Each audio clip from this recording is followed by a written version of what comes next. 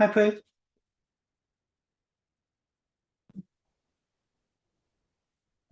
Can you hear me okay, Prue? Yes, can you hear me? I can indeed, yes. Yes. Great, great stuff. Am I How, the first? yeah. Ian should be just behind you. Oh, great. You had a nice week? Yeah, very nice, thank you. And I've just had a very nice lunch, which I had to sort of race back. It went on rather a long time, but anyway, it was very, very nice. And things, so Oh, yeah. somebody's here.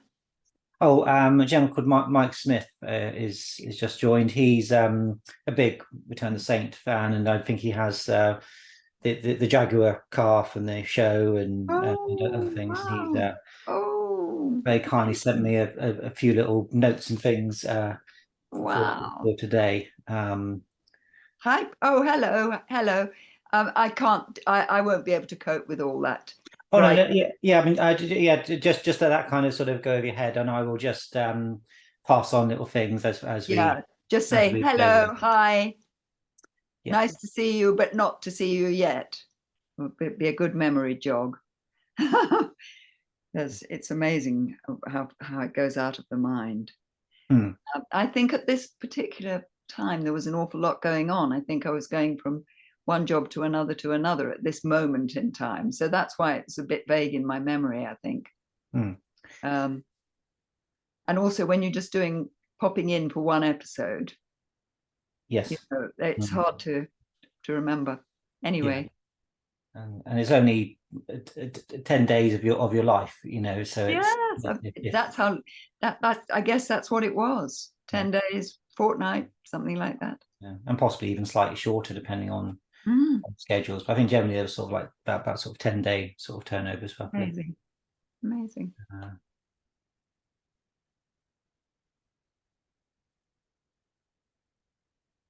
um, Oh, Denise commented that she met Ian when she was 16. So a lot of them have met Ian at various conventions and things like that. Um, Right. have you done many conventions, Prue, at all? None, No.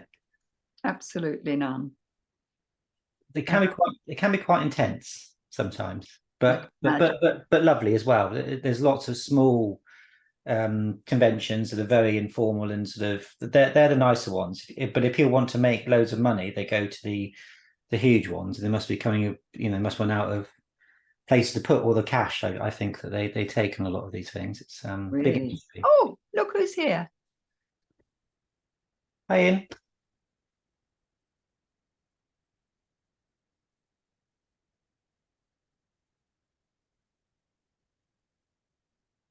Lord Ogilvy arrives. Hello, Dad. You look And wonderful. hello, hello. So do you. My Been, goodness. You wouldn't believe been it's 45 years. fucking hell. Dear, oh dear. God, you Oh, look exactly the same. I can't believe it. oh, well, I mean, actors age well, I think. And I suppose so. Yeah. Are you still working? I should know this, of course. No, no, you don't need to know because I haven't worked as an actor for uh well, it's going on 20 years now because I'm a Right. psychotherapist. I'm a doctor now. Good for you. Much better, much more sensible. Dr. Prue. Dr. Pro, congratulations. How wonderful. That's great. Thank I'm you. so happy. Yeah, no, I decided at the age of 55 that Hmm. it was the time to jump ship and do something else. But quite a jump, isn't it? I mean, did you have to go back to school and everything? Oh, and how? I've done Wow. I've done a lot of for my PhD. I took 9 years to do my PhD. Bloody hell. Well, congratulations. I have to say, I think it's the most wonderful. For a short while, for about 10 years, I directed plays at the American Academy of Dramatic Art. I used to tell my students that, the most sensible decision you'll ever make as an actor is not to be one, which is Exactly. probably why after 10 years they didn't ask me back. Oh, you went too far. But you've been writing a lot. You've been writing plays and books, I Yes. see, and really getting on with it in a big way. Wonderful. Well, not terrible. I wish it was bigger, but yes, yes, and I still occasionally act when anybody asks me, I'll do it. But Yeah. as you know, as you know, as you get older, that you're needed less and less and less. Yeah. Yes, and you're not only needed less and less, but when you're needed, it's all much shorter. So Yes, it's not exactly. quite so engaging. But anyway, Yeah. oh, it's so nice to see you. You do look well, I must You say. do too. Yeah. Is your practice in London or are you elsewhere? London. Right. I work for the Nightingale Hospital, which is a private mental hospital, and I work for myself. I have my own private clinic. Fabulous. Yeah, it's fun. I like Yeah. it. Good. Good. There's Well, no I'm pleased. critics. There's no critics except my No. clients. Also, rather more rewarding, I would have thought, in many ways. You know. Yeah. I do discourage people. I don't think it's a good. I mean, I think it's a lovely profession if you're wildly successful. If you're not wildly successful, it's a heartbreaking one, really, isn't it? That is so true. That is so true. Somebody said the other day that when someone's son was going to be an actor, they said, "Oh, well, that's a bit of a pity because it doesn't seem to make people terribly happy." And there is some truth in that, isn't there? Absolutely, I think so. Yes, yes, there really is. Yeah. So, is our host here? I'm here. Can you see me, Ian? Okay. Yeah, hi, Can Philip. you not Hi. see Hi, him? you okay. I can now. Now I can't see you. Is there any Philip? I tried to do this on my computer, but it asked me all sorts of questions, none of which I could answer about my password and all the rest of it. And so I'm on the phone instead. So the phone's fine. I'm all right. Oh yeah, that's fine. I was just wondering, Ian, whether you wanted just to turn your camera. Just let me get full. Yeah, that's lovely. That's Oh, there we perfect. are. That's it, isn't it? Yeah. Yeah. Yeah. I've got the feeling that you're seeing each person as they speak. So you can probably on the top corner of your settings, there should be like a view button with lots of sort of smaller tiles. I can see both of you. Yeah, I think Ian's set up slightly different. Oh, Ian's wrong. His phone. Ian's got it wrong. What am I supposed to do, Philip? In the top right hand corner, there Yeah. should be a button that says view, with like sort of little tiles next to it. And you might be able to change it to gallery view. It all varies a bit on phones. If anybody knows exactly what I don't have anything that says view. I just have a thing that says rec on the top left hand corner. I have nothing. I'm at the top right hand corner. You're in the middle big, and there's nothing on the left. So it doesn't matter. It's okay. Yeah, I'm fine with that. Yeah. Okay, that's fine then. Okay, so I'm just double checking to see if anybody's having trouble logging on or anything, but I think we're all okay. Yes, I think we are. Okay, so yeah, let's make a start. So thank you everybody for joining us to talk about this episode, Return the Saint, One Black September. Thank you, Ian and Prue, for joining us. It is very much appreciated. So those that want to watch the episode along as we're talking, if you just want to get your episode ready to play, and we'll all have it on mute and just use it as sort of a springboard really for the conversation. If you don't have the episode, no worries. It's going to be more sort of a general chat anyway, rather than sort of a scene by scene sort of breakdown. So if you just want to take sort of 20 seconds or so just to get ready, and then we shall start. Okay. Okay. Who have you ever done one of these things before? No. No.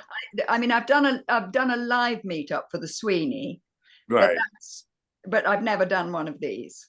Right. I tend to stay out and keep to my new profession. Well, Philip's very good at it, and very persuasive as well. Yeah, and persuasive as well, and it's very easy too. It's not good. It's not as long as we're not got nothing else to do. Thank you for putting me at my ease, because it can be a bit nerve-wracking when you don't know what's going on. Yeah. Thing is, lots of other people can see us, but we can't see them. Right. Yeah. Okay. I think it's the nicest way to do it, really, because you don't have to sort of worry about eyes watching you in a sort of traditional sense. But I'll try and make it as painless as possible for everybody. So just to a countdown for 5, and we'll begin. So 5, 4, 3, 2, 1, and play. So Ian, I believe that, am I correct in saying from our previous chats that it was the foreign location episodes that were shot first, wasn't it? And then it was the London-based ones, the more studio-bound ones? Sort of. All the French stuff was shot first. Then we came back to England and did some English stuff. Then we went to Italy and did the Italian ones. And then we came back and finished off with the English one. So that sort of puts this one sort of, quite a way into the production. Yeah. We do see one actor very shortly. He is Amos Mukadi, and he plays Colonel Leon Ogilvy. He is still around, but I couldn't quite locate him for this evening. Quite an interesting person to mention, director of stage and screen, done both in Israel and in England. Founded 3 theatres in Israel, including over here. I don't know if you guys ever trod the boards at the Northcote Theatre in Exeter. I haven't. Have you? I don't think so. Not I Exeter do now. a lot of- Not Friday, yeah. Exeter. But he founded the Exeter Northcote Youth Theatre, so that's just up the road from where I am. So it's quite interesting, gentleman. Do you remember Amos at all, either of you? Well, you worked with him more, I think, Prue, than I did, didn't you? Or maybe not. Actually, maybe we all did the same amount. You caught me on the hop. I'm just trying to remember. He played which one? He's basically your commanding officer. He's the one that sort of is at the beginning of the episode where you and Ian. Oh, yes, yes. Appears a couple more times as well. I hate to say it's so awful to say I don't remember, but I don't think I'm going to get away with it if I say I do, because there's so much I can't remember from that time. You'll have to forgive me. Yeah, that's no problem. I think a lot of times that's the case. Same reply from me. Yeah, I mean, it's 45 years ago. So we are forgiven for not remembering things. I mean, I don't remember. I mean, I know I shot that episode, but I don't really have too much memory of doing it. You know what I mean? And I'm sure Prue doesn't either. Because in those days, we've talked about this before. In those days, we all used to go from job to job to job. So for Prue, it was just another job. It was just another telly job. For me, it was a bit more, I guess, because it was. But at the same time, it's no easier for me to remember it than anybody else. No, I think unless somebody makes a particularly good impression or a bad one, you don't tend to remember. So it's worth asking, but I think a lot of time it would probably be you don't tend to remember them that much. There's quite an interesting sort of there's a long shot of you both when you're in the first scene when you're kind of setting up the plot essentially, and there's a long shot and you can see some of the lighting rig at the top of the set. Just really? It's a very, very quick shot, but you do notice. Wow! Oh dear. But again, you people weren't supposed to see it on these huge screens that we do now. Back in the 70s, of course. I was wondering, Prue, do you remember roughly how Return of the Saint came into your life? Was it just kind of another job as far as you were concerned? Yes, it's funnily enough, it's one of the jobs that I can least remember how it came into my life. I mean, you sent me a copy very kindly, so I have seen it again recently. I finally understood the plot, which is not that complicated, but I had a bit of a struggle at the time. And sorry, what was the question? If you remember how it came about. Yes, yeah. Was it directed by Barry Norman's dad, by any chance? Yes, Leslie Norman, yes. Leslie Norman. He was a lovely man, wasn't he? I remember. Terrifying. He was frightening because he had a voice thing. Yes, he had the hole in his throat, the same thing Jack Hawkins had. And had, in fact, he'd retired. He'd had a laryngectomy because he'd had cancer of the larynx. And he'd had the whole voice box out and had to learn what's called esophageal speech, which is where you swallow air down into your stomach, and then you belch it out. And as you're belching it out, you mouth the words. And Jack Hawkins had the same thing. And Leslie had retired, understandably. And Bob Baker dragged him back out of retirement, saying, "You were one of the best of the Saint director, the old Roger Moore Saint directors. Come back and do it, and I'll give you a very noisy first assistant who can do all your shouting for you." But Les was a lovely man, but he was scary. I mean, he was a bit of a bully sometimes. Yeah. But if he liked you and if he thought you were good, he absolutely adored you. But if he thought you were incompetent or shouldn't be there, he was pretty bad news, frankly. Oh, well, I didn't really remember that. It's lucky I didn't hear you say that. I would have been much more tentative. But he always seemed very nice, very cuddly. Well, because he liked you, Prue, and he admired you. You see, I remember we did an episode in Italy, and he was horrible to several of the actors. But there was one old lady who was an old actress who, from the Italian National Theatre, who didn't speak a word of English, and she'd learned her smallish part phonetically. And she did this wonderful sort of Eleonora Duse, Sarah Bernhardt performance. And it was, and I looked at Les, and he's standing there, and his eyes were streaming with tears.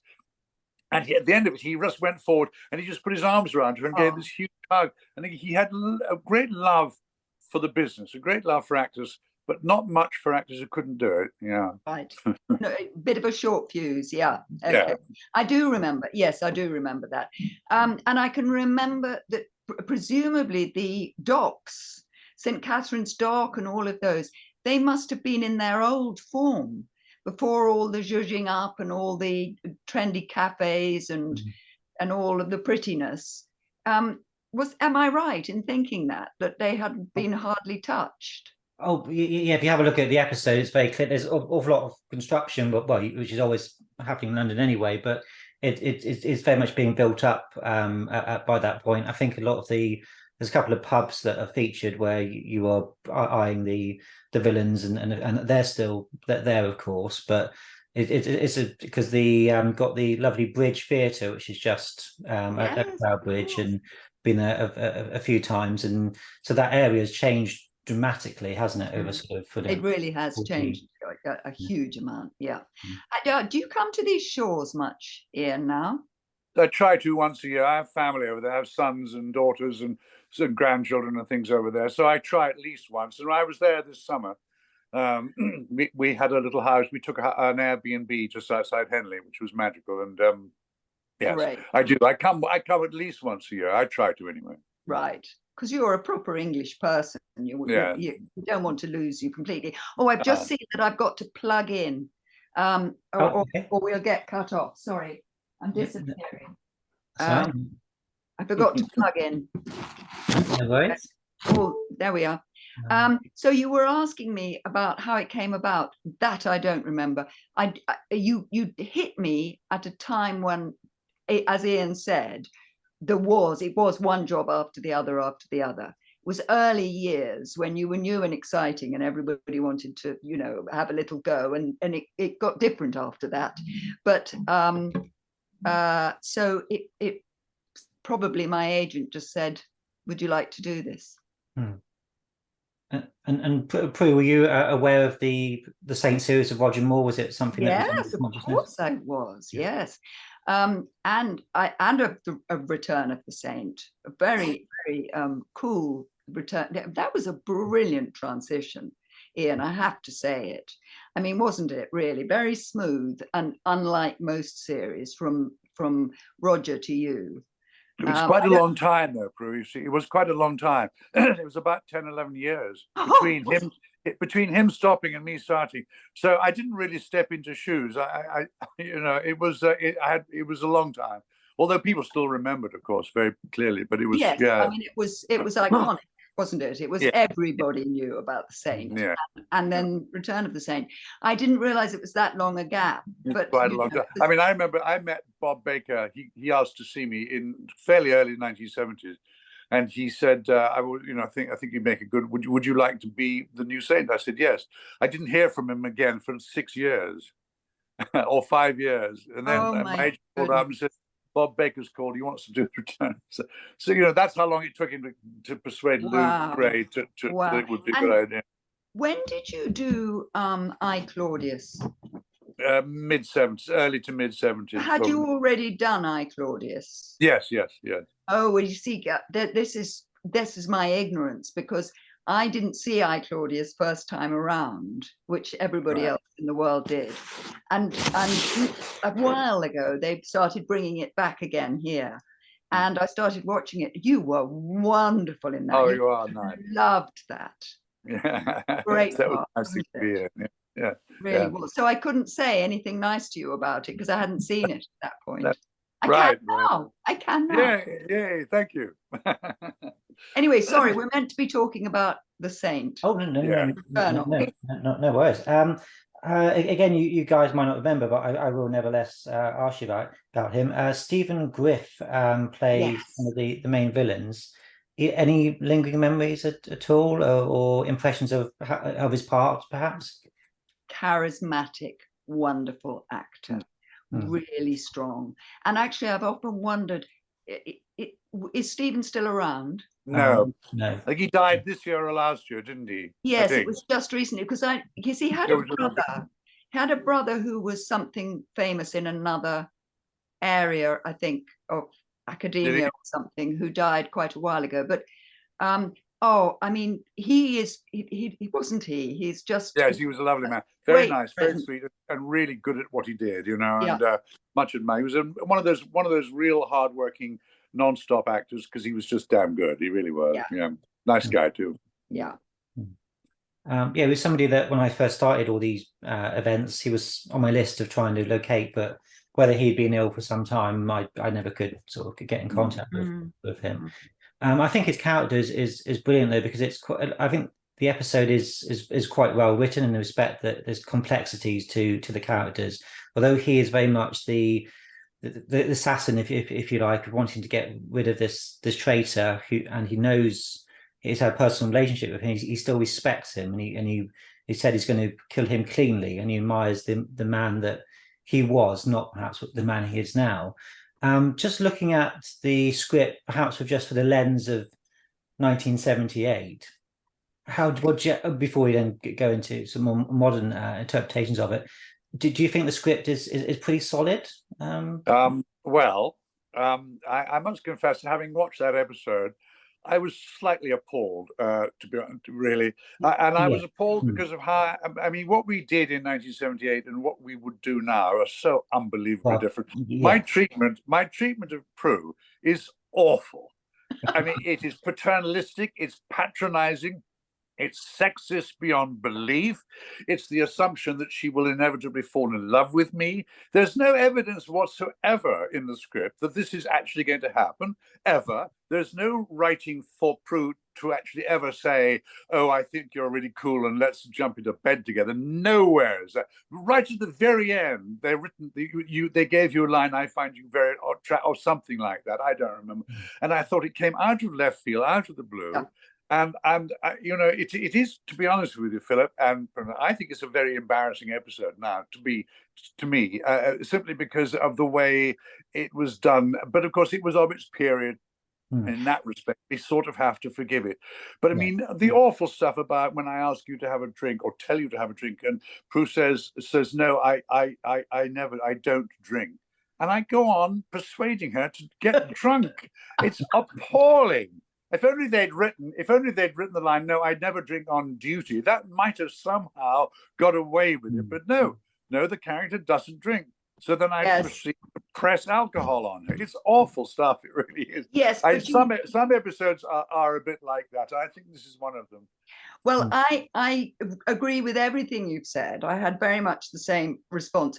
But I also think it's very important that I do it's a sort of retrospective mea culpa, so that the woman does it too. You know, we joined in this game. We didn't say, no, I'm not doing that. And nor did we say, I need a script change, you know, or anything. I mean, not that I would have been powerful enough to say anything like that. And also when you come into something and it's all very quick, obviously, but I do want to make the point that, you know, it wasn't only the men, and it wasn't just men being mean to women or treating women in a disrespectful way. We were playing the game too. Right. I was appalled by the shot of my bum when I was looking at the maps. What, me looking at your bum? And your look. Yeah. But you know, you're quite right. We have to. It is very hard to remember how far we've come in this time and how we live in a completely different world. Indeed, as I mentioned to Philip, when he very first approached me, I said, I'm a little bit worried about the episode in this current climate, you know, and what's happening in the world at the moment, because, you know, attitudes and politics and all that is a bit awkward, and then, you know, we must forgive ourselves or we'll, how we are now, if we beat ourselves up for where we went. But I agree with you, there was some quite corny stuff. Yes, it was. Yeah. And I think it goes back to the opening scene at the airport, Ian, when you help the two ladies with their bags. You're being the very gentlemanly, but you do eye them up quite obviously. So it's it's sort of, again, it's in the 70s. Nobody would have fallen No, down. I mean, it was sort of the saint was expected to be a womanizer, but and also it was assumed that it was charming, and of course, looking at it in retrospect, it's not even a little bit charming, really. I don't think, But again, it is a historical document. I mean, God, it shows how attitudes have changed, really. Oh yeah, absolutely, yes. So I want to mention Garrett Hagen, who we did hope could join us, but sadly he wasn't able to. I know, Ian, you were saying when I first looked at the episode, you didn't really remember him much. Well, the reason being is that his story and my story run parallel, and we don't really meet. So until the end, when he was shooting his material, I wasn't necessarily around.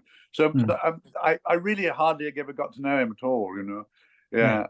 I mean, years ago, I made a film with Vincent Price, and people always ask me what it was like to work with Vincent Price, and I explained I meet Vincent Price at the beginning of the movie and at the end of the movie. The rest of the time, he and my stories run parallel, so I didn't really know him very well. And same with Garrett, And Prue, I assume probably similar. Yes. Did I have some scenes with him? You have some towards the end in the car, and I think towards the airport as well. All I can say is I have this vague memory of him as a very nice guy, very good looking. Very good looking guy too. Yeah. But that's all I can really remember. Do you either of you remember Emma Bolton, who plays his love interest in the episode? She's quite well known for being in Moonraker, which was the year after this one, but she seemed to have retired completely, I think, about 1992, and she seems to be one of those people that just sort of disappeared. Any recollections, either of you? Sure, she was a very beautiful girl, wasn't she? She's a lovely, lovely girl. Beautiful. And a lovely quality as well she had. Yes. I just remember, again, having nice chats with her and her being very friendly, and but that's about it. Again, you see, the schedule of these shows was pretty tight, and sitting around and being sociable wasn't really something one did much of, because there wasn't time, really. It was work, from the get-go. And also the whole things would take 10, 11 days to film. So one made huge friendships within a space of about 11 days, and then moved on to something else. That's why actors sometimes go, I don't remember working with you, or I don't remember you at all. And it's not rude or anything. It's just the nature of the job, really. Yeah. Sometimes on location, you might not get to know people a little bit better because you're not in your dressing rooms and more things like that. Yeah, but it is a sort of moving on profession, even when you're in a play and you do quite a long run, they're your best friends, they're your family, you love them, you do anything for them, but actually sometimes you never see them again. No. The friendship existed entirely within the framework of whatever the job was. It's sad in a way. Is it something that you initially takes some time to get used to as actors, sort of people sort of coming in and out of your lives? Is it always from the get-go part and parcel of it, or does it sometimes a bit difficult? It can be hard. It can be really hard. Saying goodbye to people and things finishing. And also, the classic is that you usually meet somebody and have a love scene in bed on a Monday morning when you've just shaken hands and said, hello, I'm Prue, nice to meet you. And then boom, that's the reverse of it. You're thrown in very much at the deep end.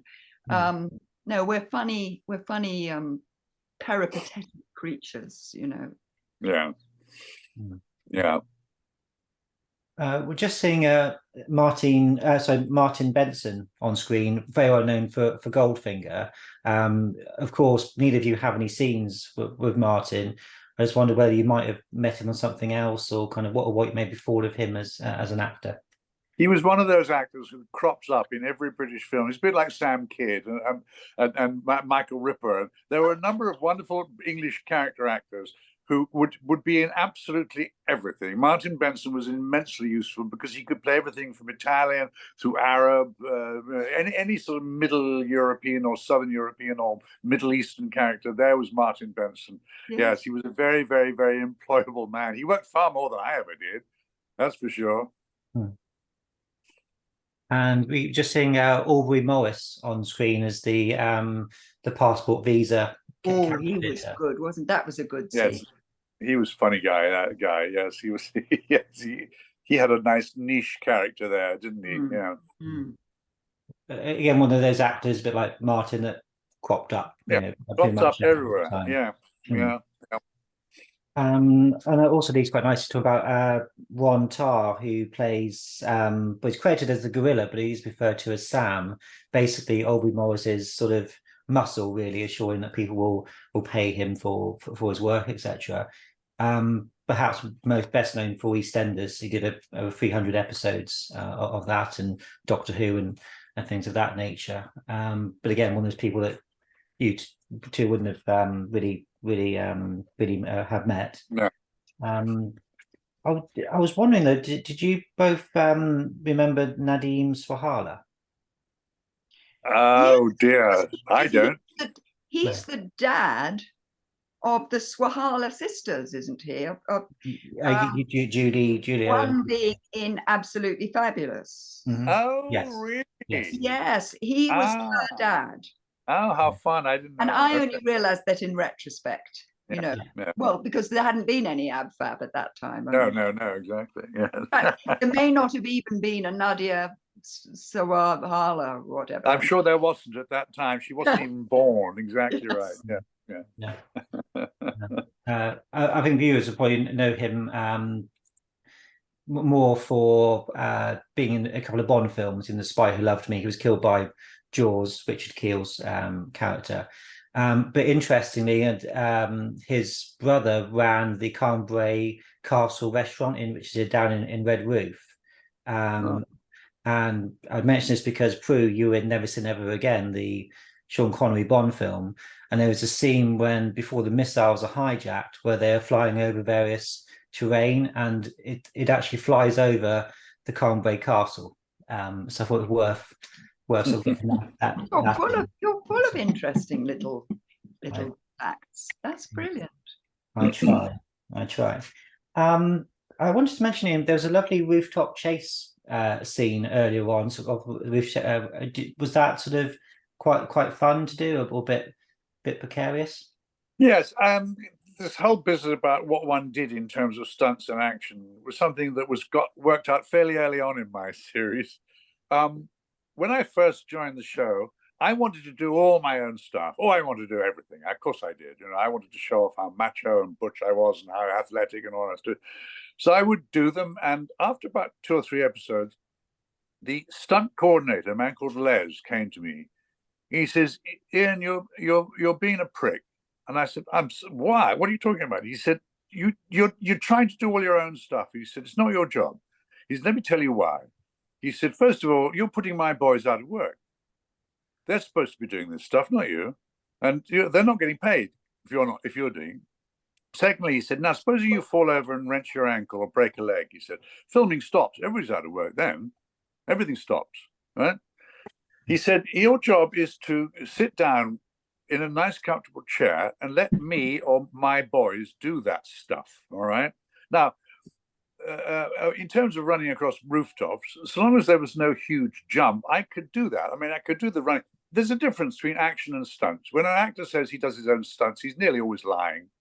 Nearly always, unless he's Tom Cruise. Because a stunt is things like being set on fire or crashing a car over a cliff or something. Action is anything you can do, like riding a horse or riding a motorcycle or running on rooftops or doing fight scenes. That's action. And most actors should and can and are allowed to do that. When it comes to stunts, no. Now that rooftop stuff was not stunt; it was action. And so, yes, I did. I think I did all of that, or if not all of it, most of it, should we say? It certainly looks like it's all. I think the only thing you don't do is when the car tries to run you over when you get down to Yeah. street level. That's a Yeah. stunt. But that is to say would be the difference between action and That's stunt. right. And I began to learn when to say no, actually. I remember a director said to me quite late in the episode, in the series, do you think you could jump off that 10-foot wall? And I said, yes, I probably could, but I also might hurt myself. And then you're in trouble and we're all in trouble. I said, so why don't you let Les do it or somebody else do it? Just pull the camera a bit further back. Everybody will think it's me. That was the trick, is, of course, Les Crawford also said to me, he said, we make you look good. Everybody thinks it's you, okay? So, why not let us do it better than you're going to do it? So anyway, occasionally I would actually say, no, I don't want to do that because I thought it would be a bit tricky. But mostly after that, it was all done and worked out, Hmm. And Prue, did you get to do much action in your career? So any sort of... I remember nearly killing Michael Caine going round. Okay, we need that story. Come on. Well, I did do my own stunt of driving a Land Rover very, very fast with a very frightened Michael Caine in the passenger seat, who doesn't drive. He's never learnt to drive.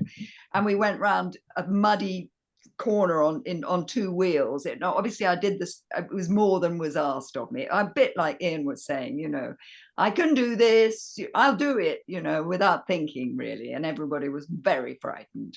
What else have I done?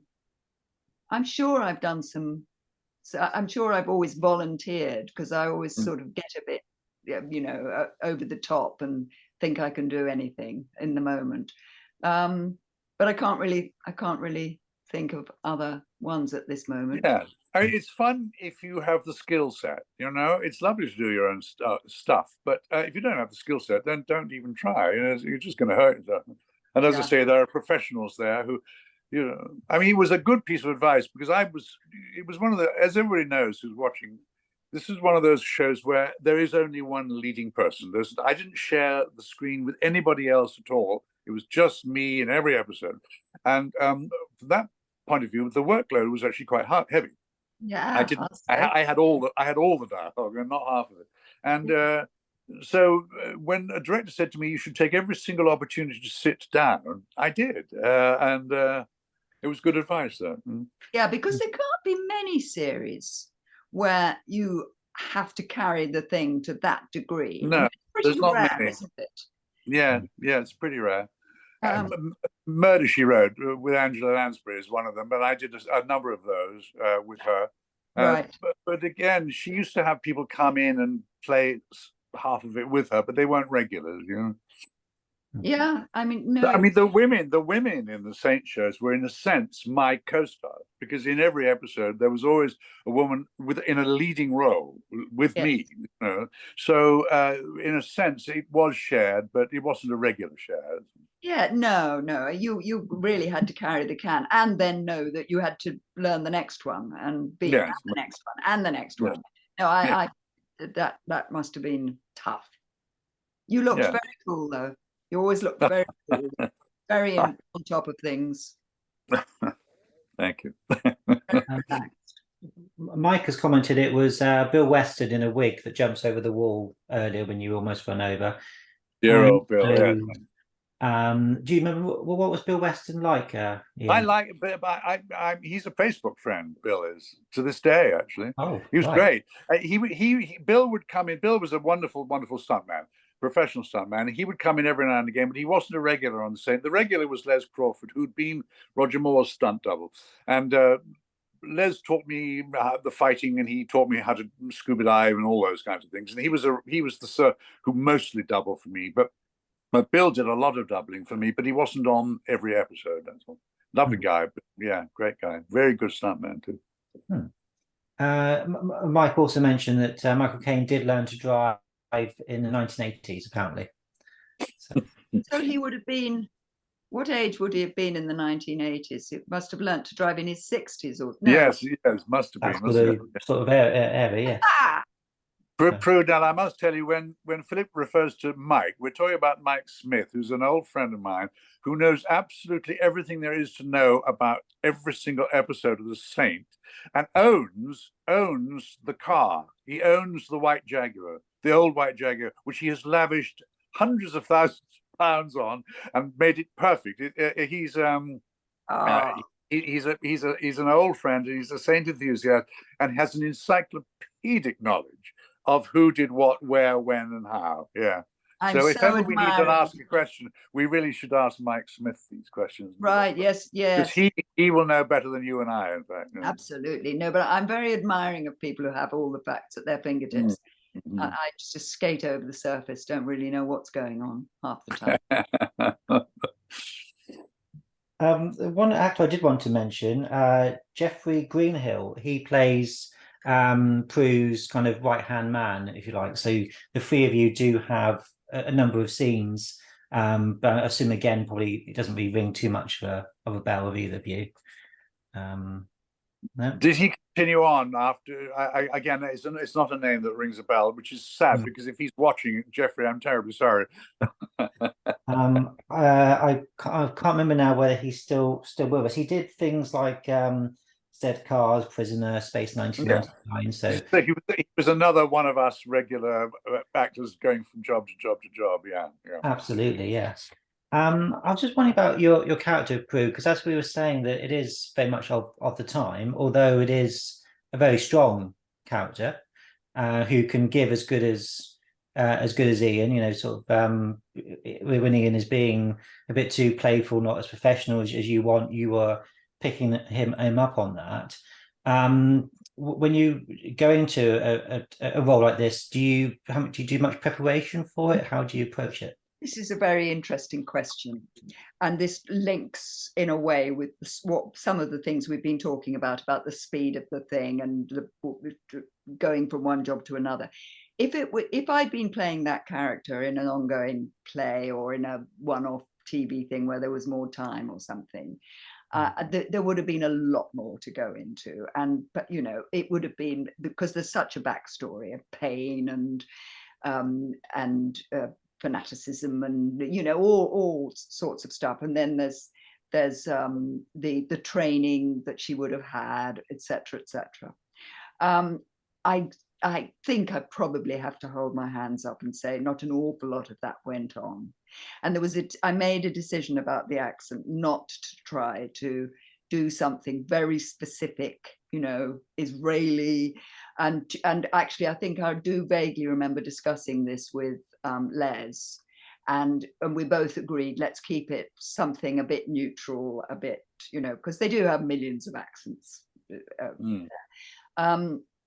And so in all honesty, I'd say you do the best you can with those, and also it's partly experience as well. So it's not just about timing, it's about, I was in my early days in the profession, and I dare say if you gave me that part now, you'd get something very different, not least because I'm 45 years older, but you'd also get something, you know, pretty different, I think.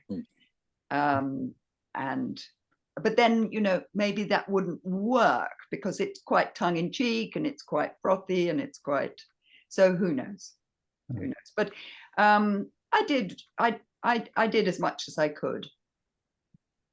And Prue, do you we mentioned certain actors of the time. Did you ever feel as an actress that you were a bit restricted into the type of roles you could get? Was it ever sort of a bit frustrating? Well, only for a very short period. I'd started in a series called Shabby Tiger, which was nothing to do with Glamorous Woman, you know, and completely different. Irish, gypsy, you know, and it was a Howard Spring novel.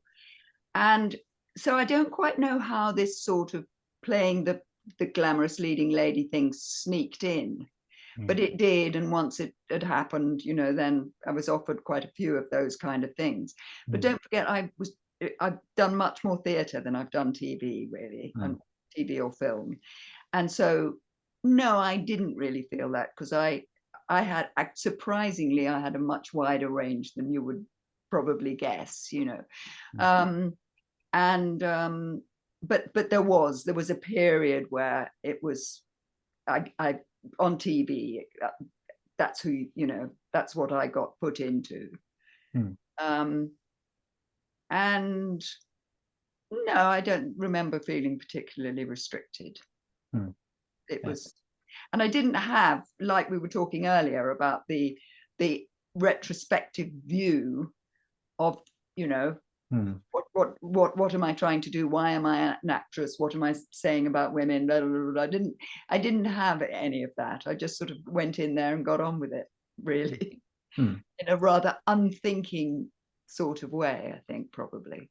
It's honestly, it's learn the lines and don't bump into the furniture. And look at our audience, our demographic at the time. It was you young people watched it. I mean, the people who remember me and Prue from that period are now in their 50s and 60s, and we're watching it. Maybe this stuff as children as well. Yeah, so. Absolutely. Thank you, Ian. That's kind. I need that. Yeah, he's put the nail on, banged the nail on the head, or whatever the expression is. It is learn the lines and don't bump into the furniture. And I've said that in a very long-winded way. No, but you're right. I mean, but I'll confess now that I never do any research ever about anything. I mean, I told a story the other day that I was in a film called Waterloo playing Wellington's ADC and a character called Sir William Delancey. It was only 2/3 of the way through the movie that I discovered he was, in fact, an American. I had no idea at all. I just said, "Oh, nice job. Okay, fine."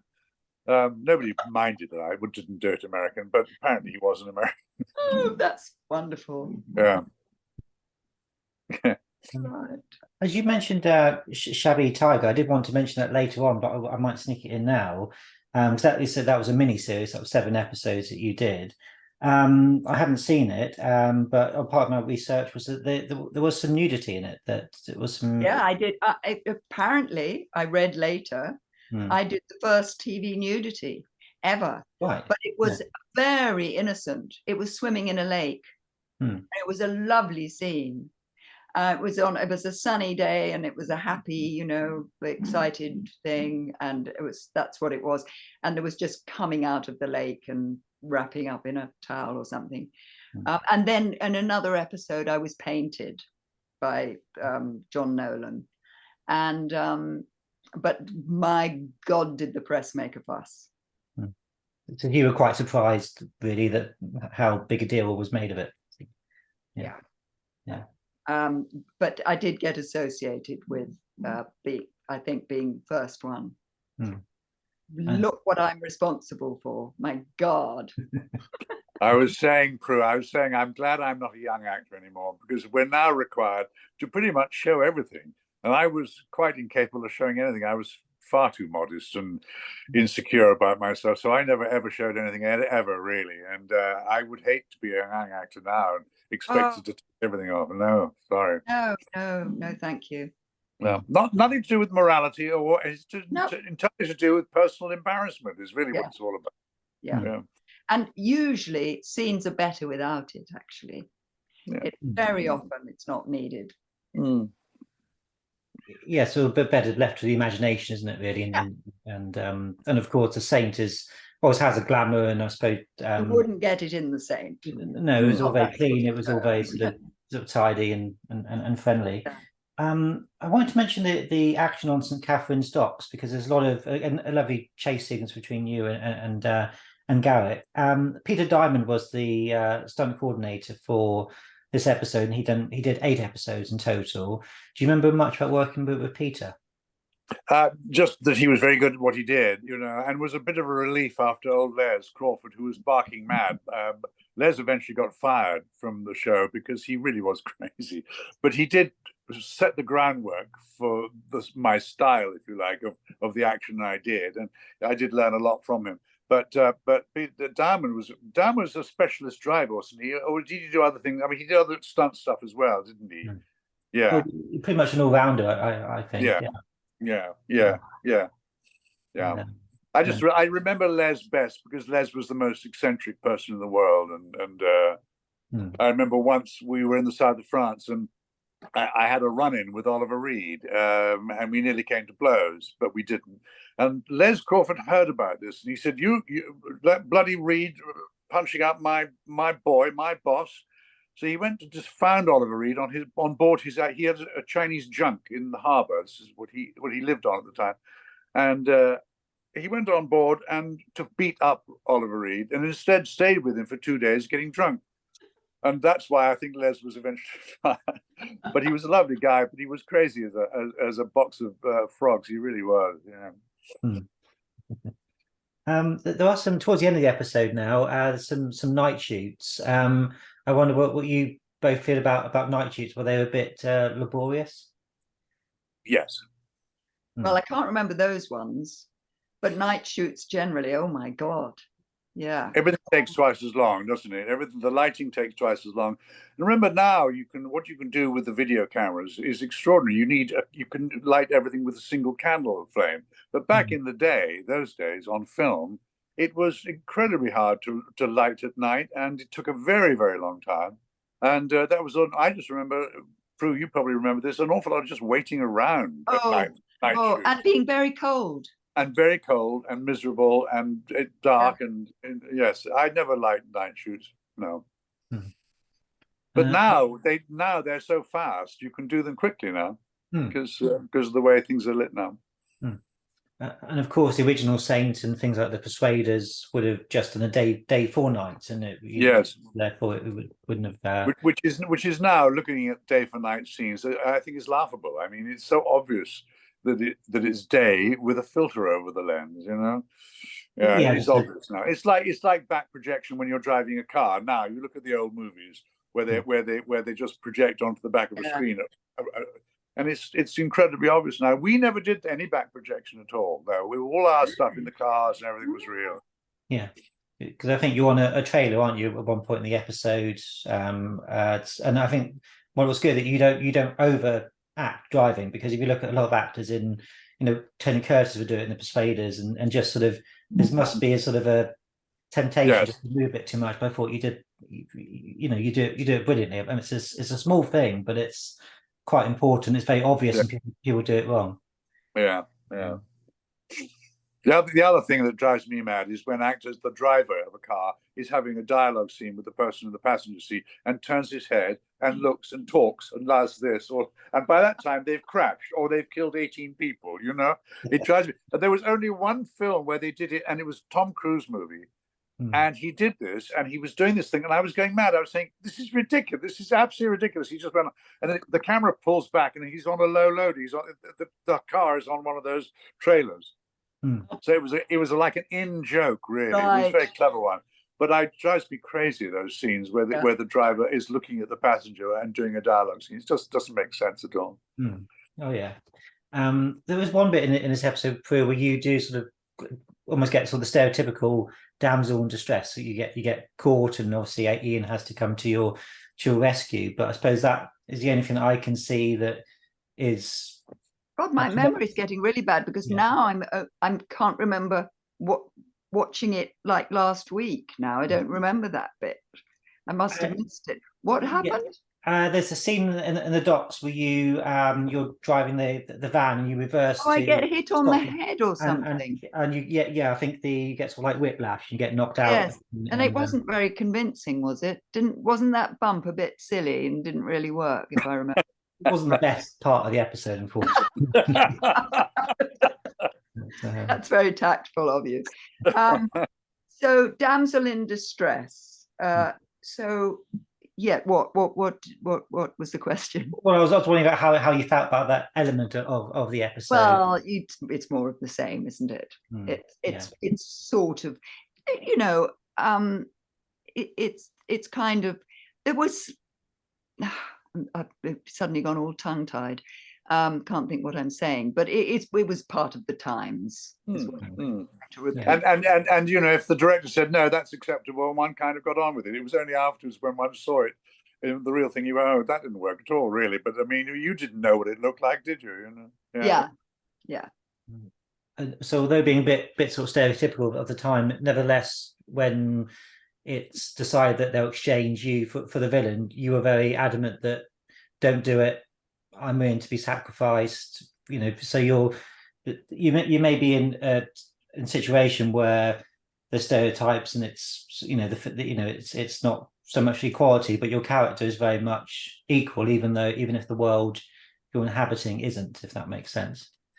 Yes, but I think I think Prue's character, she's one of the strongest of all of the women characters, and it's simply because she was a professional soldier. Most of the others really were damsels in distress, but one always felt with Layla, wasn't it? Is it Layla your name? Yes, Layla. Yeah. That she really could handle herself. You don't get to be a lieutenant or a colonel or whatever, captain or whatever she was in the Israeli services, being competent. So I always felt that she was quite an intimidating character, really, for the Saint to handle. Well, there you go. Yeah. There you go. And it's interesting, the Saint's attitudes to her, because you're right, he doesn't really come across female characters like that, does he? And that's sort of where his playboy image kind of sort of comes against the situation, really. I think that was the idea, wasn't it? There's sort of the cheerful little charmer up against the professional, serious soldier. And neither understanding the other. Yeah. So in some respects, very much portrayed in the same way that the Bond would be played up until sort of fairly recent years. So it's certainly not quite outdated as you might think. It's something that went in certainly to the early 2000s. The end of the episode, we're back at Heathrow Airport. I assume that you would have filmed the opening scenes at the Heathrow Airport and these at the end on the same day, I would have thought, to get it all done. I guess. I think so. Almost certainly, yes, absolutely, almost certainly. And by the way, I want to talk about the ending of this. That really is the worst part of this episode.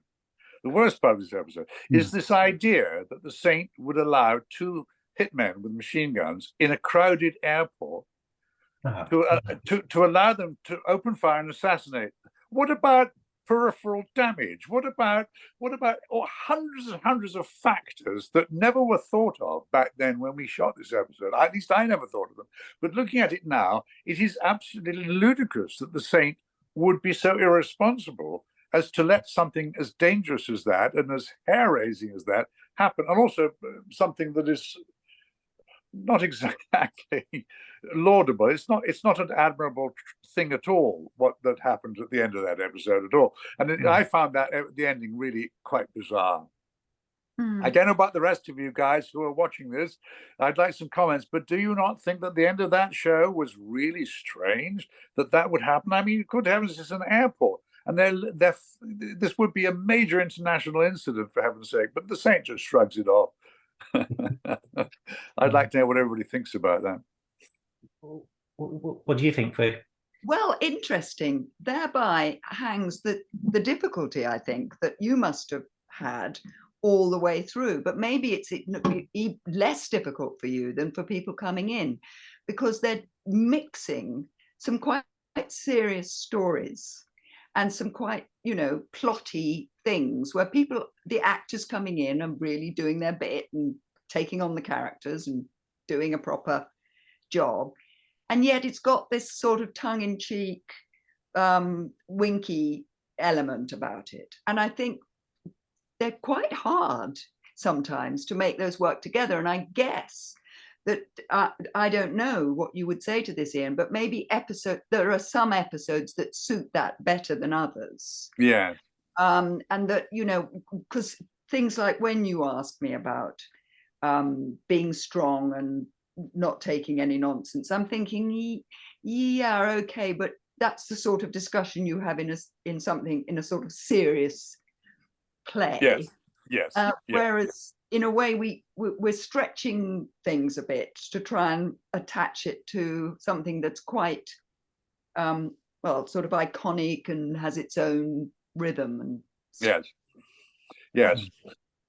It's just that I just found the ending odd when one considers the audience, the majority audience for the show at that time was 12, 13, 14-year-old boys, and it was an odd thing to say this was a good thing that the Saint did. You know, apart from it Yes. being very ethically incredibly dubious, it also didn't really make a huge amount of actual practical sense in terms of storytelling. And Yeah. you know, that's what, yeah. Mm. But Did you again, ever have- Prunella is absolutely right. This was of its period. You see, look at the early James Bond movies. Yeah, There's no difference, is there? Really? absolutely. It's the same Yeah. idea. Yeah.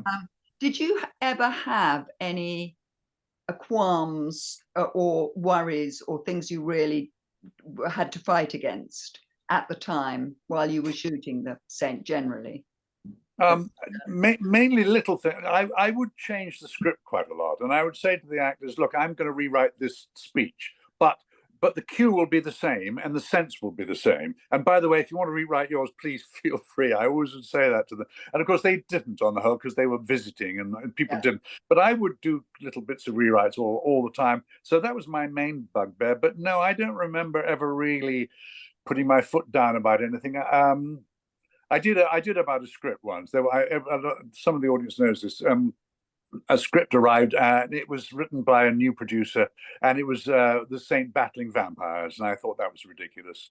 And I called up Leslie Charteris, the writer of the Saint, and he said, "I was wondering when you were going to call me. Why didn't you call me about all the others?" He said, "They're all equally bad, but this one really is a stinker." He said. So he said, "Don't worry, I'll fight that battle." So Leslie Charteris put a hit on that script, and it was never made. But other than that, no. On the whole, I didn't ever feel it was my place to do anything terribly. Yeah. Had the series gone on, and we'd made series 2, 3, 4, 5, I would inevitably have got more power and more control. Inevitably, that's the way, the nature of things. But just in the first series, I was on my best behavior. Yeah. Yeah. Just some comments about the end scene from the audience. Mike says he thought it was a really cool moment when you say to Prue, "Have I?" essentially let him go. So I think Mike doesn't have any issues with that. No, well, Mike wouldn't. Denise points out that no one seems to react to the gunfire, and that maybe is there's no sort of chaos at all. Denise is quite right. Hello, Denise. She's quite right. Yes, again, there's lots of sort of shrugging of shoulders, and let's get past. I think also Les Norman, the director's point of view would have been, we're right at the very end of the show. The show's finished now, so we don't need to go into any of these loose end plot points. Let's hope everybody just forgets about them. It's only on further viewing that you begin to ask questions about it. But again, it wasn't Les Norman's fault; it was the writer's fault. Well, I suppose there may be a limitation a little bit with that 50-minute format, and you've got to sort of hit all the boxes and wrap it up in that time. And if it'd been a two-parter, it might have perhaps been a different sort of resolution. Yeah. I mean, would you have liked that, Ian, more two-parters rather than sort of things that were just sort of quicker pace? I remember certain episodes better than others, and I think the ones I forget more quickly are the ones that looking back on now are a bit iffy. I didn't really remember. I mean, I remember working with Prunella, of course I do, but I didn't remember the plot. All of it came as a surprise to me. It was like looking at a show I no idea about. Others I know much better. It was such a period piece. It's now become a real period piece, hasn't it? The whole thing is nostalgia, if you like. The clothes alone. Yeah. My clothes became dated within 6 months of making those shows. I mean, there was a terrible mistake. I think most of my clothes were a mistake. I think I should have gone the classic way and just worn nicely cut Savile Row suits, really, most of the time, and instead of all that trendy shit. I don't think that was a very good idea. But that was, again, of its time. People did that. And I assume, Prue, that you kind of just wore whatever was handed to you, really. Didn't we sort of make them up? That for this one, yes, because it's not like I was dressing like somebody like me, where I would say, "Oh, I like that," or "I don't like that," or "I look good in that," or "I don't look good in that." I think I was just handed the stuff and I got on with it. Yeah, there wasn't time. Again, there really wasn't time to argue and to make a fuss about it. I did put my foot down once or twice about something I thought was just awful, but most of the clothes, of course, the other thing about it at the time, I thought most of the clothes were kind of cool looking, you know. Yeah. But a year later, I was thinking, what were we thinking? You know, they date the show immediately more than anything else. They date the show more than the cars, more than the scenery, more than the attitudes. Really, express is the clothes dated. Yeah, it's always clothes and the technology that sometimes will date these things quite easily. Just about comments about the ending. Richard says that it was a good plot twist, a bit far fetched, but it worked. Matt did add that he learned when he was 7 to have no mercy because of you, Ian, saying that line. So he was 7 when he watched that.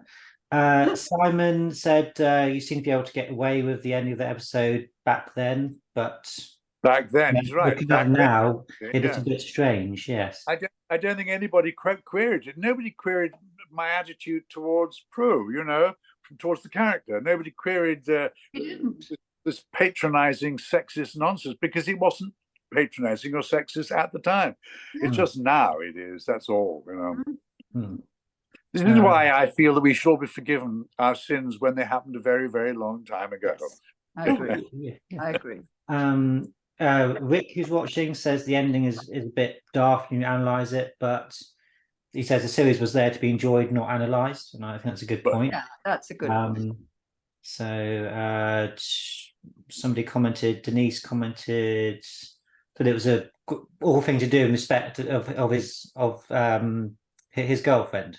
So Emily Bolton's part. So how she would have felt about the Saints' resolution to that. Again, that's not looked into, is it? We do not know the reaction to his death at all. It's a very it's very frayed, the ending. There's a lot of loose ends just hanging around in the air there. But again, it wasn't the kind of show where questions like that were asked because it was pure entertainment. That's the thing about it. It was just it was you know, it was moving wallpaper with beautiful women and nice cars and that kind of thing. It's just that. And I think with Garrett's character, we don't really see out of all the characters that aren't three-dimensional or as three-dimensional. I think it's his character that's kind of a bit sort of.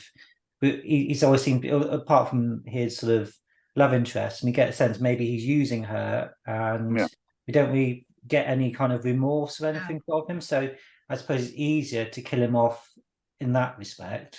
And I think it's quite important that the Saint doesn't let him get away with it, and it doesn't. And as the script is, it doesn't really see a way to not do that. So I think it's quite you know, it's. I certainly found it quite shocking when I looked at it, but I think it's a pretty good way of sort of, you know, the only way to get him, if you know what I mean. Why, Philip? Why did you pick this episode particularly? I'm curious. A lot of time I pick episodes because I can find people that are still alive. That's the best answer ever. And also reply to my emails. So that's the other thing. Right. I see. Okay, good. That's very funny. You mentioned Leslie Charteris. He was always sort of having some comments about the episodes. Did he have less feedback about serious ones like this? How do you mean? Well, was it more sort of the more sort of comedy, goofy example, the vampires, etc.? Was he less interactive with feedback for the scripts for those that were a bit traditional? Yeah, I mean, he and I didn't have much communication, but he did have quite a lot with Bob Baker, the producer, and he had the right to see the script. And he didn't care for 99% of them, frankly. He thought a lot of them were just reworked from old Roger Moore episodes, which in fact was quite true. Many of the writers were the same, and they would take an old Roger Moore script and change the names, pretty much, you know, like Black September. The chances are that was an old script, which would have been about probably the communists or Russia, you know what I mean? It was similar stuff. So he didn't have a lot of nice things to say about most scripts. But listen, I think he was happy that the show was being made, you know, and from that point of view, I think he was okay with it all, you know. For the little I knew of him, I liked him very much. He seemed a nice guy, and you know. Oh, good, good. You mentioned the episode title Black September. In the episode, it's a terrorist group that has that name, but it is a reference to the Jordanian civil war between Jordan and Palestine, and there is a reference to the Palestine Liberation Organization in the episode. So that's where the title comes from. As we said earlier, it's an episode that I think has always been relevant, but has become far too very sadly relevant now. Yeah. But I think it is I think the episode handles it very tactfully. I think it's sort of quite nicely done. Do you think the sensitive subject matter is dealt with quite well in the episode? Dangerous question, because it Well, sort of brings yeah. in politics, and it brings Yeah. what one feels about what's going on now in a way. Mm. Yeah.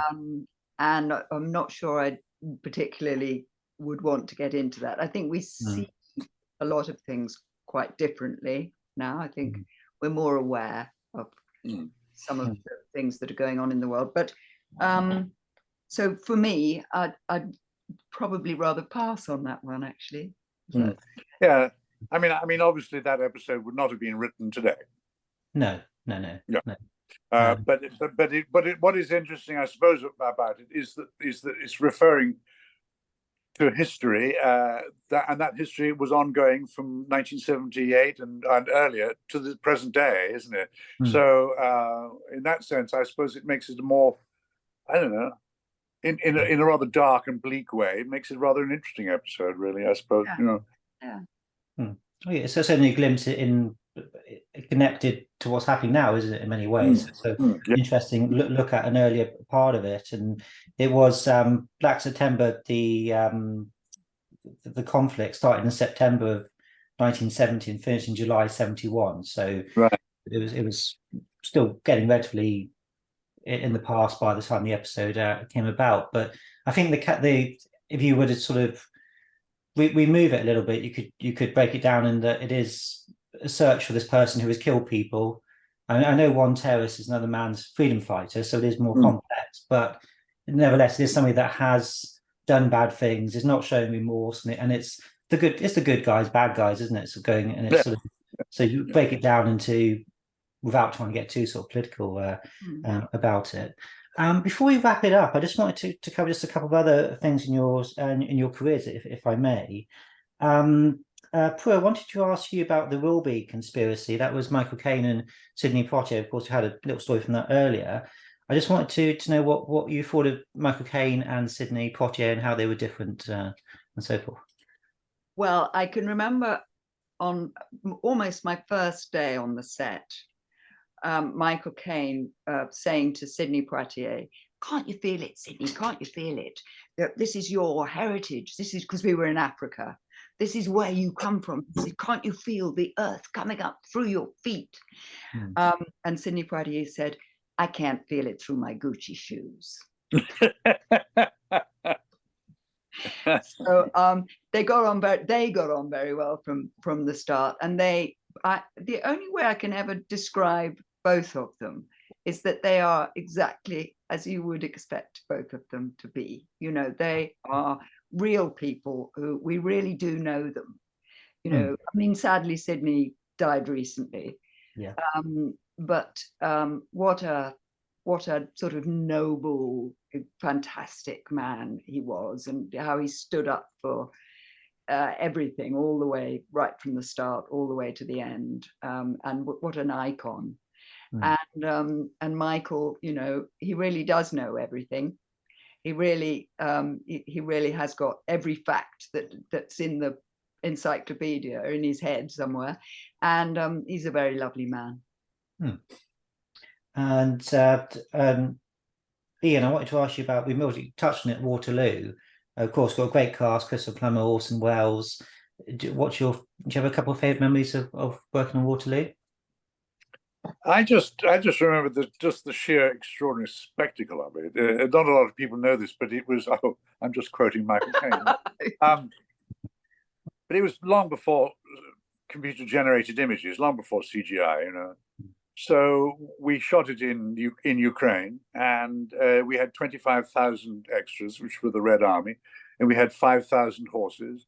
And just to get onto that battlefield and just stand there and watch this going on, it was just the most extraordinary thing.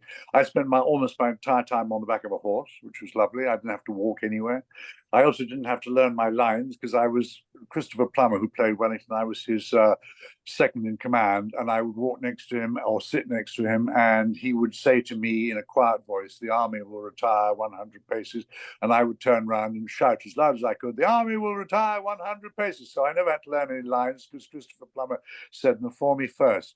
It was very uncomfortable. It was in Ukraine at the height of communism. It was 1969, so the food was inedible, and there wasn't much of it. And it was kind of a Spartan. The hotel was only 4 years old, but it was crawling with cockroaches the size of your hand. The water often was not hot in the bath, and when it came out, it was brown usually.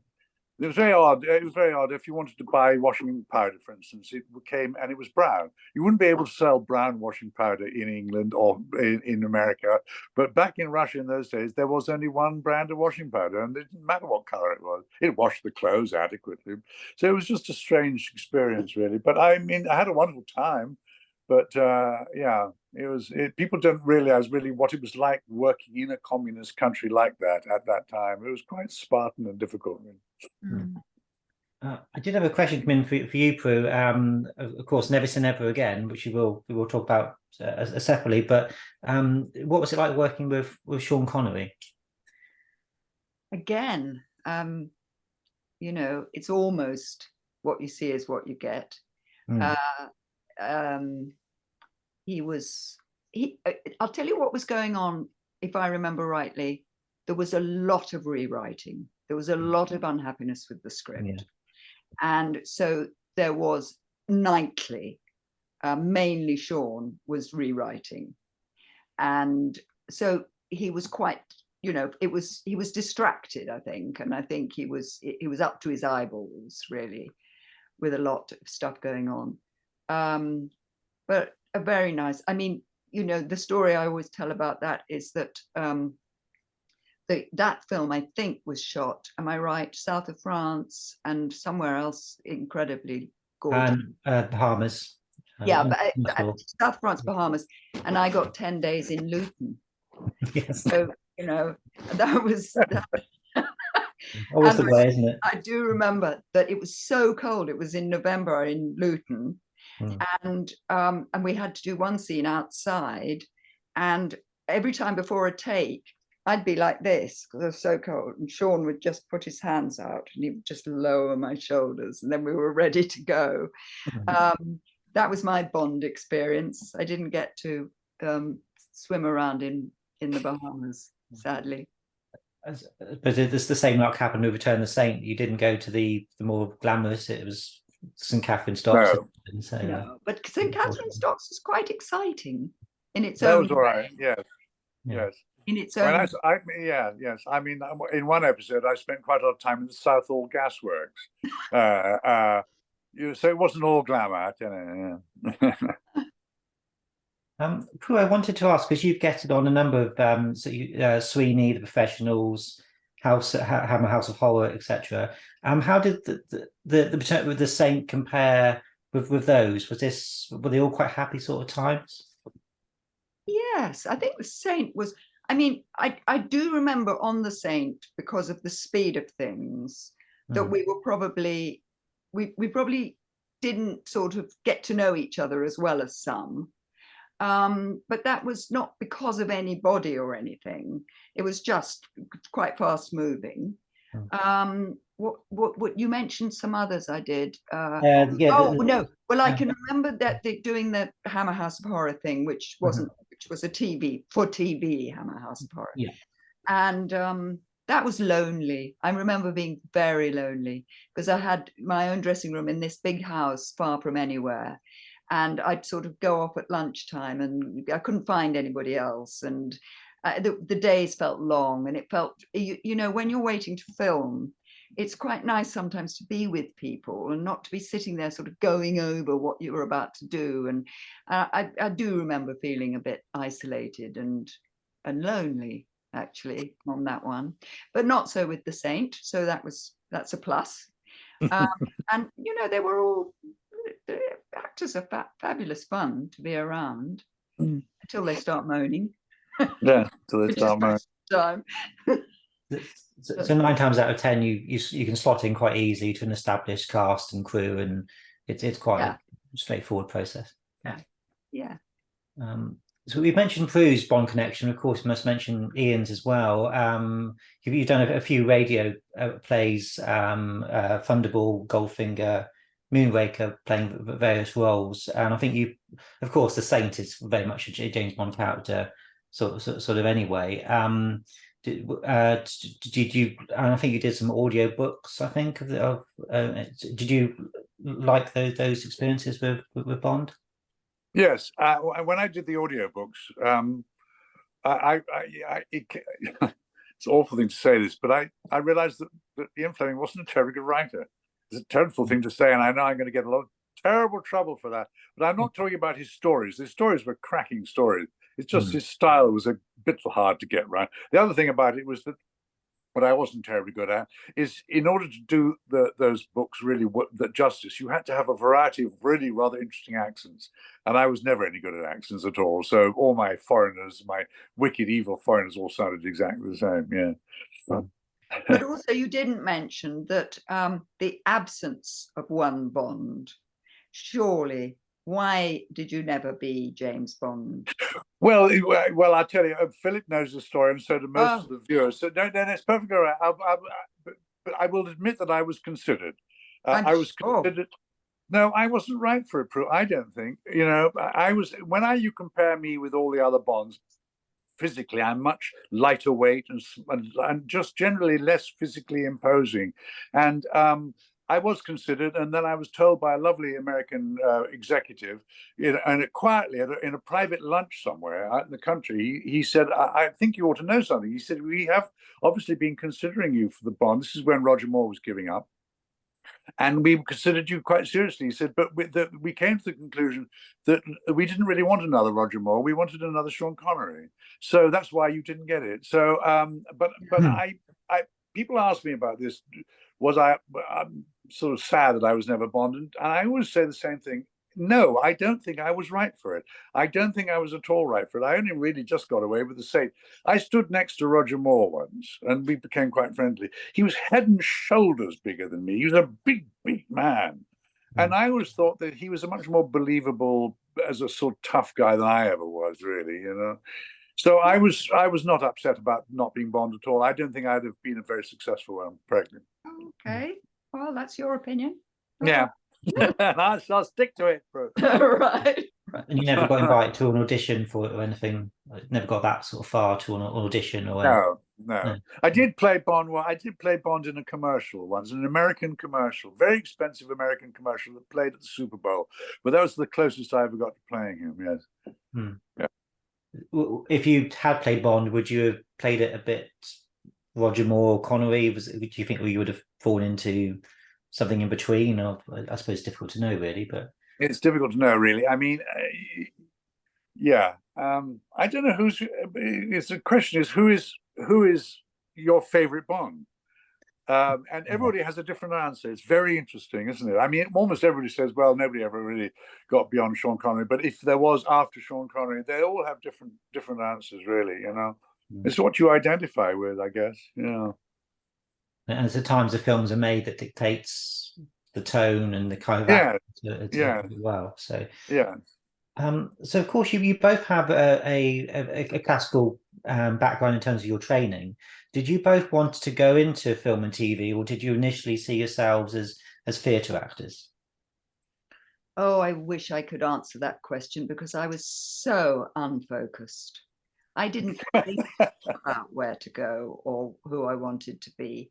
I mean, I actually have done quite a bit of Shakespeare, and I loved Shakespeare. Now, if I'd concentrated on that and just stuck with that, I would have been very happy. But I just didn't think about it. It was just,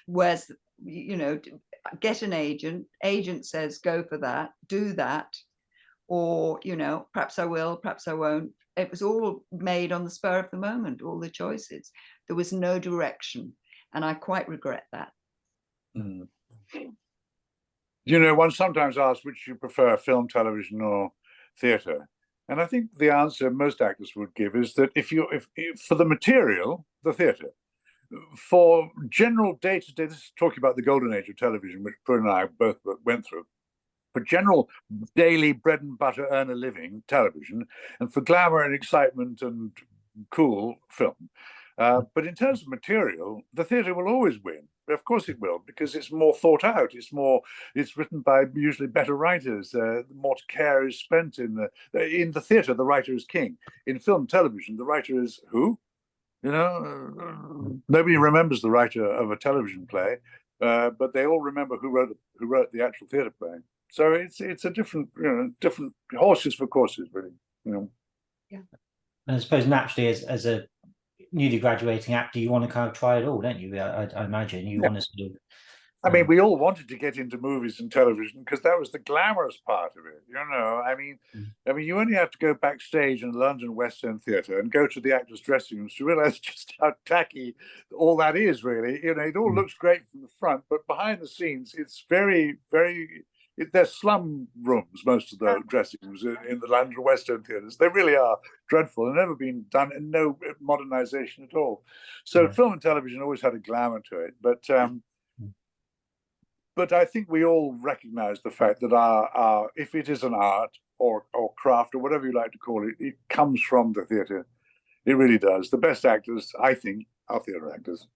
People who've been trained in the theatre, been classically trained somewhere on the line. Yeah. By the way, American producers think that too. One of the reasons why Brits are so popular and used so much in Hollywood, in movies and television over here, is because nearly all of us have been classically trained, and we know what the job entails. We come on, we know the lines, we do the job, and we go home. We don't make waves. We don't demand this, that, and the other. And we're mostly, when I say we, I should say they are mostly very good at what they do, which is why British actors are much appreciated and liked in America. So would you both say that your classical training gave you kind of an edge when it came to your careers, that it was very helpful to have that kind of background? It probably was, but I don't think I ever thought about it, is the answer.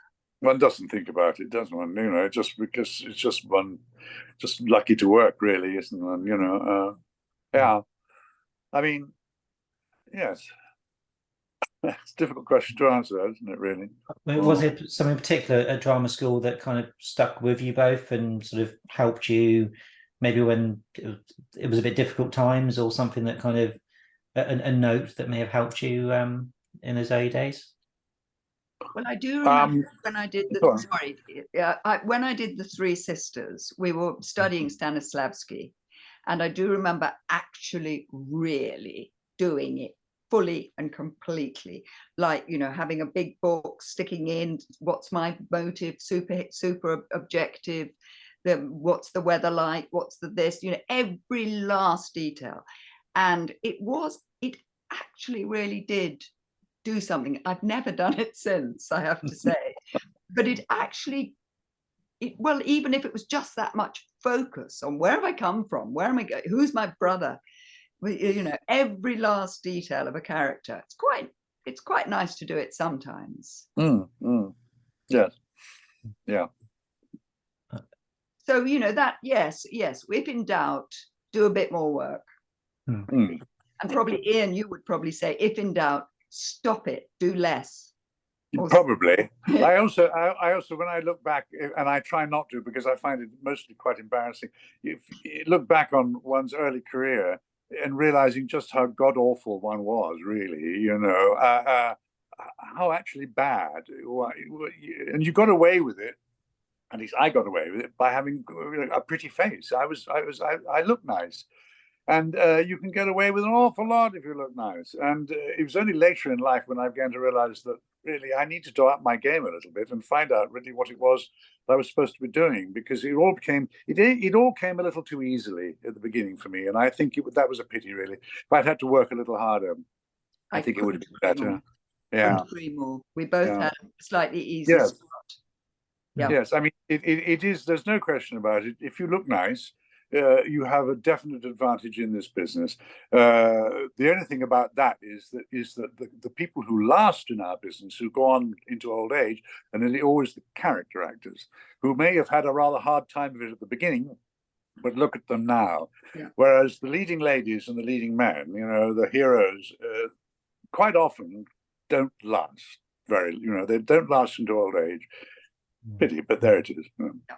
Yeah. And speaking of your theatre work, do either of you have a favourite production you worked on theatre-wise, or favourite on-stage moment, or something like that?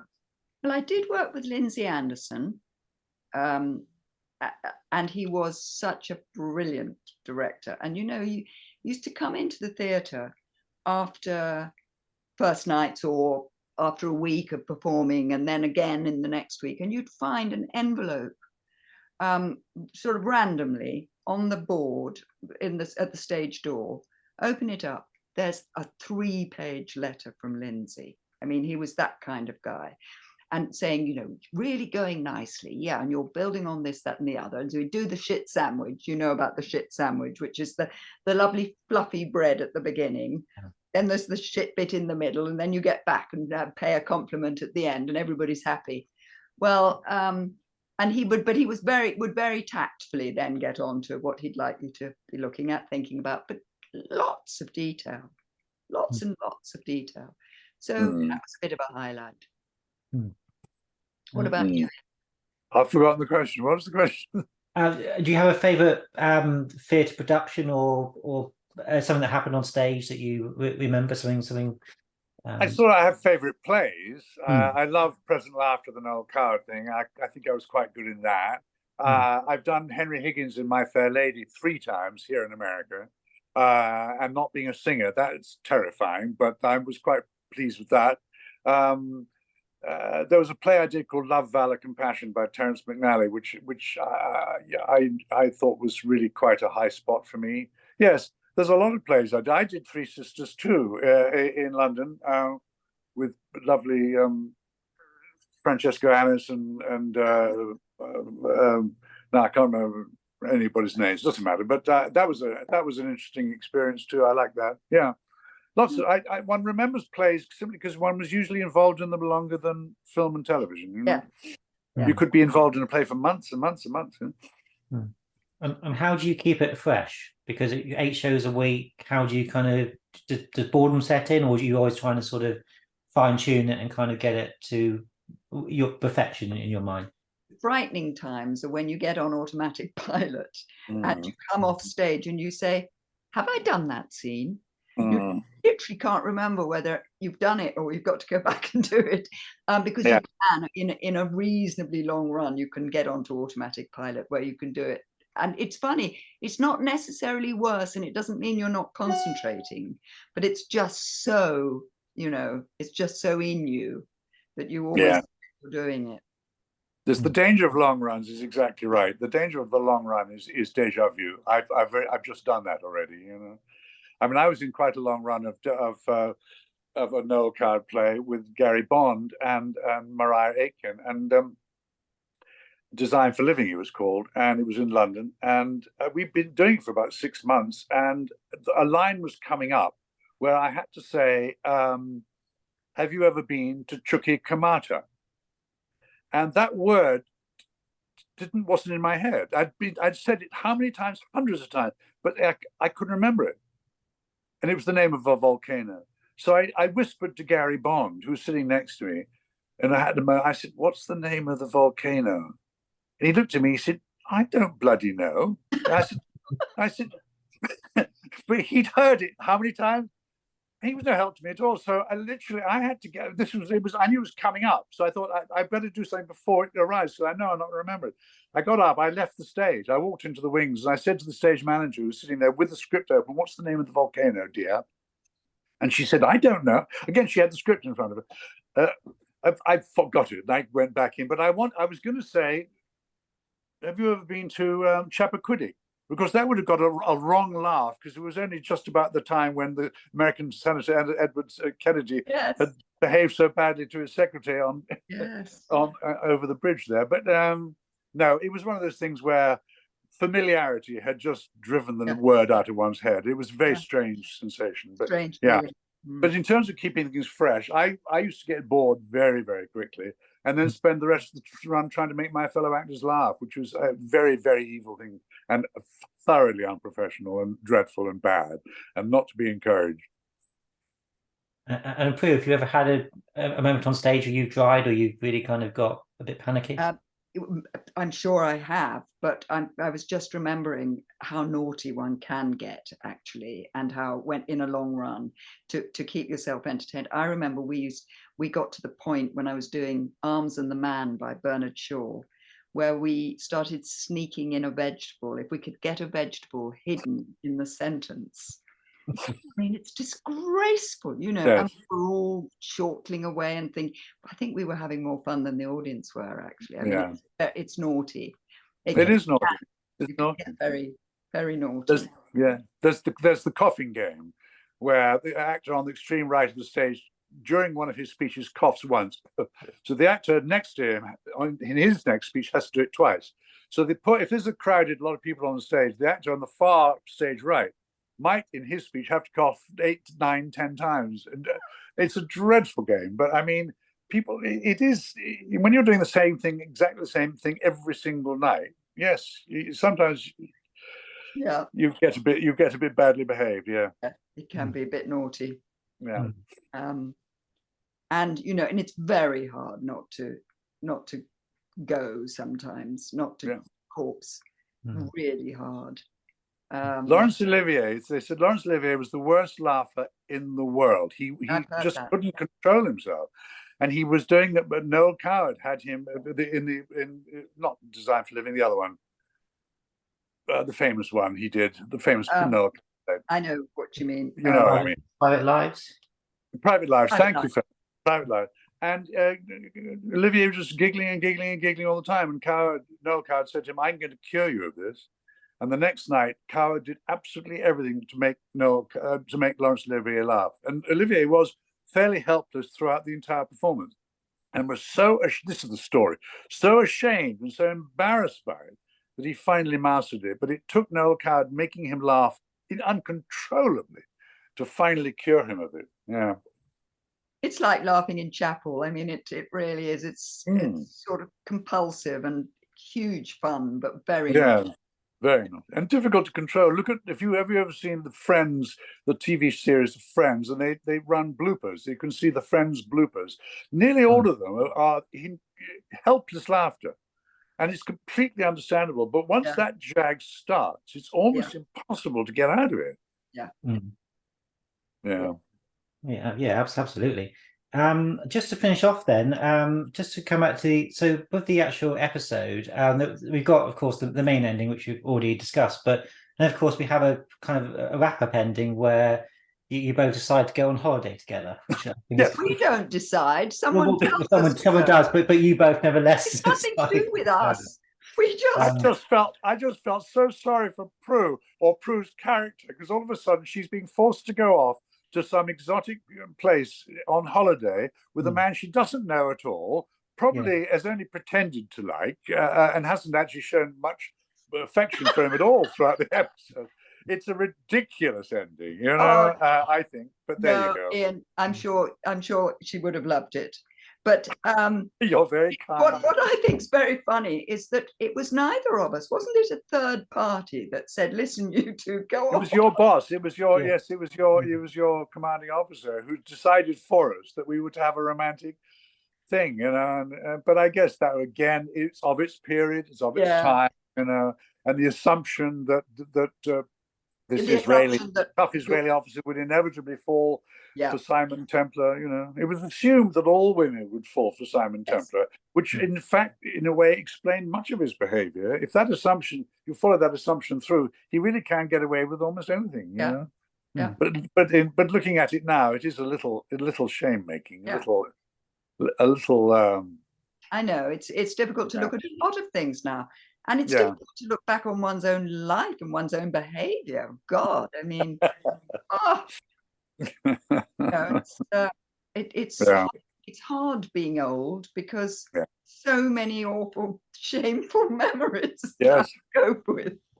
And one looks back and one hears now of things that happened 30 years ago, and famous people now being castigated for them and being cancelled. Yeah. And I think, my God, I mean, thank God I'm not terribly famous or important now, because I dare say I did things that I didn't mean at all to be offensive or in any way or sexist, but I probably did all sorts of things which now would probably get me cancelled. And that I find a little sad. I don't think. I think we should be forgiven our sins for our past behaviour. Okay, There yes, should be a time limit on it, you know. Nevertheless, can we have the list? Yeah. But I suppose keeping your head when you become successful, and you know, it's especially something like the Saint or a Bond film or with Michael Caine, Sidney Poitier. Is it very easy to sort of get big headed, and how do you both kind of have you kind of stay grounded, really?